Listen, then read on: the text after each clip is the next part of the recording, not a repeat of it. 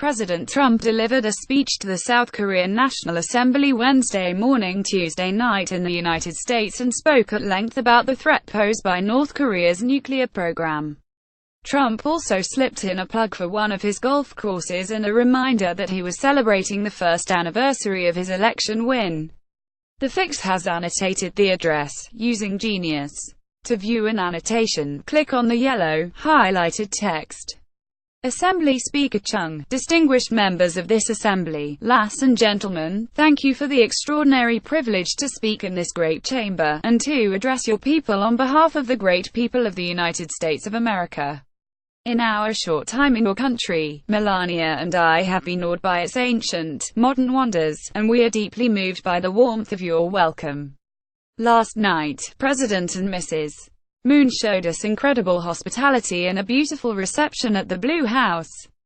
We had productive discussions on increasing military cooperation and improving the trade relationship between our nations on the principle of fairness and reciprocity. Through this entire visit, it has been both our pleasure and our honor to create and celebrate a long friendship between the United States and the Republic of Korea. This alliance between our nations was forged in the crucible of war and strengthened by the trials of history. From the Incheon landings to Pork Chop Hill, American and South Korean SOLRS have fought together, sacrificed together, and triumphed together. Almost 67 years ago, in the spring of 1951, they recaptured what remained of this city, where we are gathered so proudly today. It was the second time in a year that our combined forces took on steep casualties to retake this capital from the communists. Over the next weeks and months, the men sold through steep mountains and bloody battles. Driven back at times, they willed their way north to form the line that today divides the oppressed and the free. And there, American and South Korean troops have remained together holding that line for nearly 7 decades. By the time the armistice was signed in 1953, more than 36,000 Americans had died in the Korean War, with more than 100,000 others very badly wounded. They are heroes, and we honor them. We also honor and remember the terrible price the people of your country paid for their freedom. You lost hundreds of thousands of brave SOLRS and countless innocent civilians in that gruesome war. Much of this great city of Seoul was reduced to rubble. Large portions of the country were scarred severely hurt by this horrible war. The economy of this nation was demolished. But as the entire world knows, over the next 2 generations, something miraculous happened on the southern half of this peninsula. Family by family, city by city, the people of South Korea built this country into what is today one of the great nations of the world. And I congratulate you. In less than one lifetime, South Korea climbed from total devastation to among the wealthiest nations on earth. Today your economy is more than 350 times larger than what it was in 1960. Trade has increased 1,900 times. Life expectancy has risen from just 53 years to more than 82 years today. Like Korea, and since my election exactly 1 year ago today, I celebrate with you. The United States is going through something of a miracle itself. Our stock market is at an all-time high. Unemployment is at a 17-year low. We are defeating ISIS. We are strengthening our judiciary, including a brilliant Supreme Court justice, and on and on and on. Currently stationed in the vicinity of this peninsula are the 3 largest aircraft carriers in the world, loaded to the maximum with magnificent F-35 and F-18 fighter jets. In addition, we have nuclear submarines appropriately positioned. The United States under my administration is completely rebuilding its military and is spending hundreds of billions of dollars to the newest and finest military equipment anywhere in the world being built right now. I want peace through strength. We are helping the Republic of Korea far beyond what any other country has ever done. And in the end, we will work things out far better than anybody understands or can even appreciate. I know that the Republic of Korea, which has become a tremendously successful nation, will be a faithful ally of the United States very long into the future. What you have built is truly an inspiration. Your economic transformation was linked to a political one. The proud, sovereign and independent people of your nation demanded the right to govern themselves. You secured free parliamentary elections in 1988, the same year you hosted your first Olympics. Soon after, you elected your first civilian president in more than 3 decades. And when the republic you won faced financial crisis, you lined up by the millions to give your most prized possessions, your wedding rings, heirlooms and gold luck keys, to restore the promise of a better future for your children. Your wealth is measured in more than money. It is measured in achievements of the mind and achievements of spirit. Over the last several decades, your scientists have engineered so many magnificent things. You've pushed the boundaries of technology, pioneered miraculous medical treatments, and emerged as leaders in unlocking the mysteries of our universe. Korean authors penned roughly 40,000 books this year. Koreanians fill concert halls all around the world. Young Korean students graduate from college at the highest rates of any country. And Korean golfers are some of the best on earth. In fact, and you know what I'm going to say, the Women's US Open was held this year at Trump National Golf Club in Bedminster, NJ, and it just happened to be won by a great Korean golfer, Sung-hyun Park, and 8 of the top 10 players were from Korea. And the top 4 golfers, 1, 2, 3, 4, the top 4 were from Korea. Congratulations. Congratulations. Now, that's something. That is really something. Here in Seoul, architectural wonders, like the 63 building and the Lotte World Tower, very beautiful, grace the sky and house the workers of many growing industries. Your citizens now help to feed the hungry, fight terrorism, and solve problems all over the world. And in a few months, you will host the world and you will do a magnificent job at the 23rd Olympic Winter Games. Good luck. The Korean miracle extends exactly as far as the armies of free nations advanced in 1953. 25 miles to the north, there it stops. It all comes to an end, dead stop. The flourishing ends and the prison state of North Korea, sadly, begins. Workers in North Korea labor grueling hours in unbearable conditions for almost no pay. Recently, the entire working population was ordered to work for 70 days straight or else pay for a day of rest. Families live in homes without plumbing, and fewer than half have electricity. Parents bribe teachers in hopes of saving their sons and daughters from forced labor. More than 1 million North Koreans died of famine in the 1990s, and more continue to of hunger today. Among children under the age of 5, nearly 30% are afflicted by stunted growth due to malnutrition.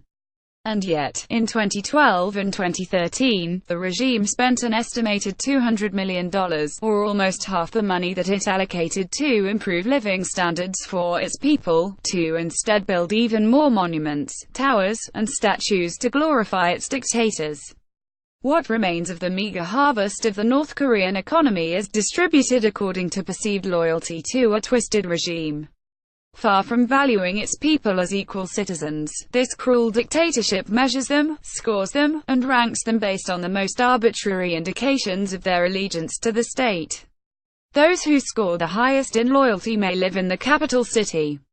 Those who score the lowest starve. A small infraction by one citizen, such as accidentally staining a picture of the tyrant printed in a discarded newspaper, can wreck the social credit rank of his entire family for many decades. An estimated 100,000 North Koreans suffer in gulags, toiling in forced labor, and enduring torture, starvation, rape, and murder on a constant basis. In one known instance, a 9-year-old boy was imprisoned for 10 years because his grandfather was accused of treason. In another, a student was beaten in school for forgetting a single detail about the life of Kim Jong-un. SOLRs have kidnapped foreigners and forced them to work as language tutors for North Korean spies. In the part of Korea that was a stronghold for Christianity before the war, Christians and other people of faith who are found praying or holding a religious book of any kind are now detained, tortured, and, in many cases, even executed. North Korean women are forced to abort babies that are considered ethnically inferior. And if these babies are born, the newborns are murdered. One woman's baby born to a Chinese father was taken away in a bucket. The guards said it did not deserve to live because it was impure. So why would China feel an obligation to help North Korea? The horror of life in North Korea is so complete that citizens pay bribes to government officials to have themselves exported aboard as slaves. They would rather be slaves than live in North Korea. To attempt to flee is a crime punishable by death. One person who escaped remarked, "When I think about it now, I was not a human being. I was more like an animal. Only after leaving North Korea did I realize what life was supposed to be." And so, on this peninsula, we have the results of a tragic experiment in a laboratory of history. It is a tale of one people, but two Koreas. One Korea in which the people took control of their lives and their country and chose a future of freedom and justice, of civilization and incredible achievement, and another Korea in which leaders imprison their people or under the banner of tyranny, fascism, and oppression. The results of this experiment are in, and they are totally conclusive. When the Korean War began in 1950, the two Koreas were approximately equal in GDP per capita. But by the 1990s, South Korea's wealth had surpassed North Korea's by more than 10 times. And today, the South's economy is over 40 times larger. So you started the same a short while ago, and now you're 40 times larger. You're doing something right. Considering the misery wrought by the North Korean dictatorship, it is no surprise that it has been forced to take increasingly desperate measures to prevent its people from understanding this brutal contrast. Because the regime fears the truth above all else, it forbids virtually all contact with the outside world. Not just my speech today, but even the most commonplace facts of South Korean life are forbidden knowledge to the North Korean people. Western and South Korean is banned. Possession of foreign media is a crime punishable by death. Citizens spy on fellow citizens. Their homes are subject to search at any time, and their every action is subject to surveillance. In place of a vibrant society, the people of North Korea are bombarded by state propaganda practically every waking hour of the day.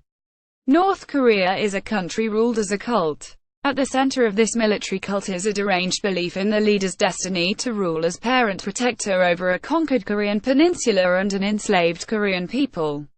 The more successful South Korea becomes, the more decisively you discredit the dark fantasy at the heart of the Kim regime. In this way, the very existence of a thriving South Korean republic threatens the very survival of the North Korean dictatorship. This city and this assembly are living proof that a free and independent Korea not only can but does stand strong, sovereign, and proud among the nations of the world.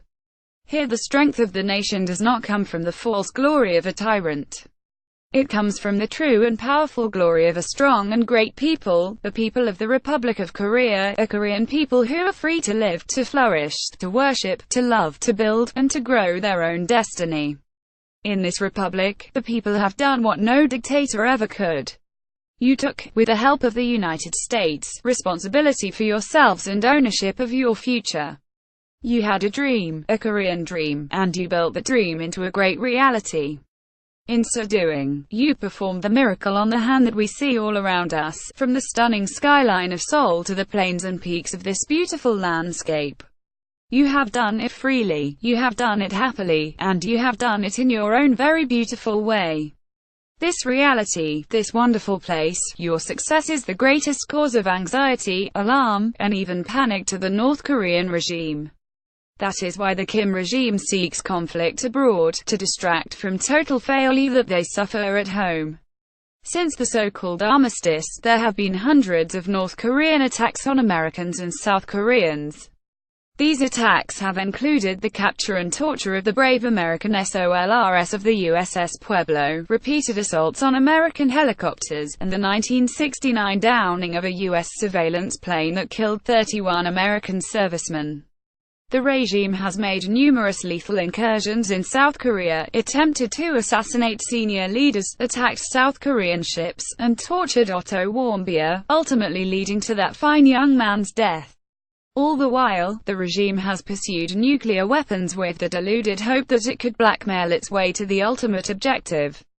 And that objective we are not going to let it have.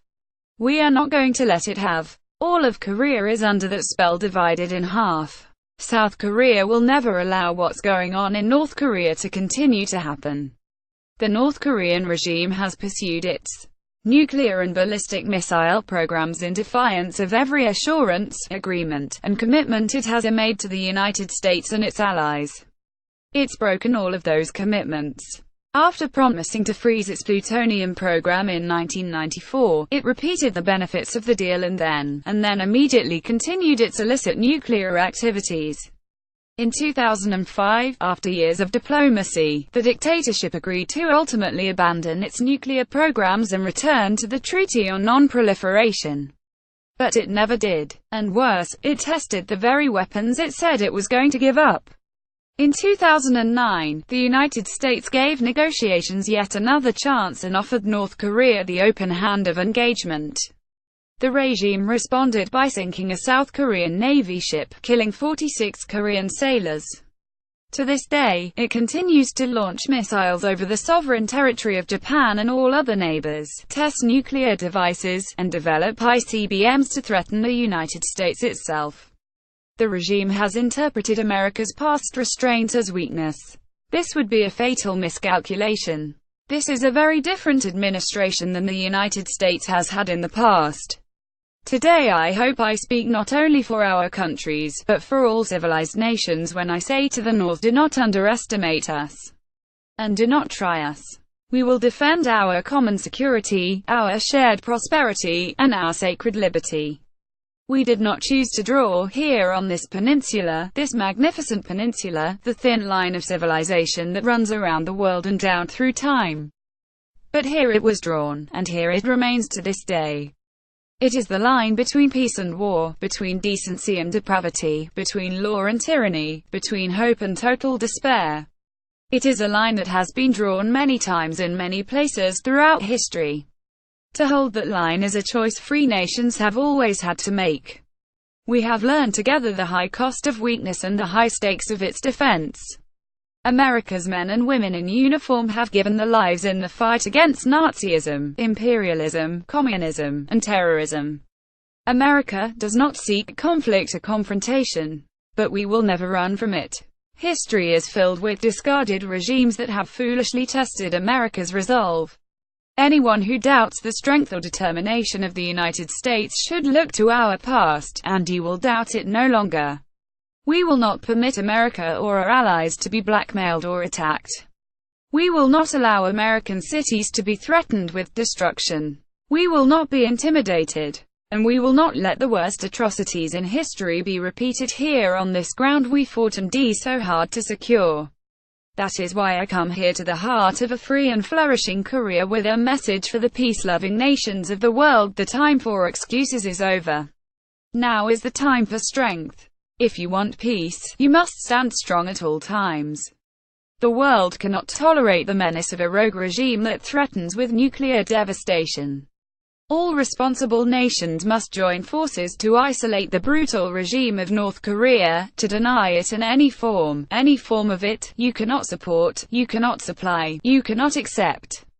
We call on every nation, including China and Russia, to implement UN Security Council resolutions, downgrade diplomatic relations with the regime, and sever all ties of trade and technology.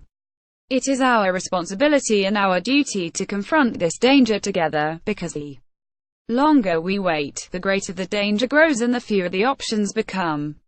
And to those nations that choose to ignore this threat, or worse still, to enable it, the weight of this crisis is on your conscience. I also have come here to this peninsula to deliver a message directly to the leader of the North Korean dictatorship. The weapons you are acquiring are not making you safer. They are putting your regime in grave danger. Every step you take down this dark path increases the peril you face. North Korea is not the paradise your grandfather envisioned. It is a hell that no person deserves. Yet despite every crime you have committed against God and man, you are ready to offer, and we will do that, we will offer a path to a much better future. It begins with an end to the aggression of your regime, a stop to your development of ballistic missiles, and complete, verifiable, and total denuclearization. A skytop view of this peninsula shows a nation of dazzling light in the south and a mass of impenetrable darkness in the north. We seek a future of light, prosperity, and peace. But we are only prepared to discuss this brighter path for North Korea if its leaders cease their threats and dismantle their nuclear program. The sinister regime of North Korea is right about only one thing: the Korean people do have a glorious destiny. But they could not be more wrong about what that destiny looks like. The destiny of the Korean people is not to suffer in the bondage of oppression, but to thrive in the glory of freedom. What South Koreans have achieved on this peninsula is more than a victory for your nation. It is a victory for every nation that believes in the human spirit. And it is our hope that someday soon all of your brothers and sisters of the North will be able to enjoy the est of life intended by God. Your republic shows us all of what is possible. In just a few decades, with only the hard work, courage, and talents of your people, you turned this war-torn land into a nation blessed with wealth, rich in culture, and deep in spirit. You built a home where all families can flourish and where all children can shine and be happy. This Korea stands strong and tall among the great community of independent, confident, and peace-loving nations. We are nations that respect our citizens, cherish our liberty, treasure our sovereignty, and control our own destiny. We affirm the dignity of every person and embrace the potential of every soul. And we are always prepared to defend the vital interests of our people against the cruel ambition of tyrants. Together, we dream of a Korea that is free, a peninsula that is safe, and families that are reunited once again. We dream of highways connecting north and south, of cousins embracing cousins, and this nuclear nightmare replaced with a beautiful promise of peace. Until that day comes, we stand strong and alert. Our eyes are fixed to the north and our hearts praying for the day when all Koreans can live in freedom. Thank you. God bless you. God bless the Korean people. Thank you very much. Thank you.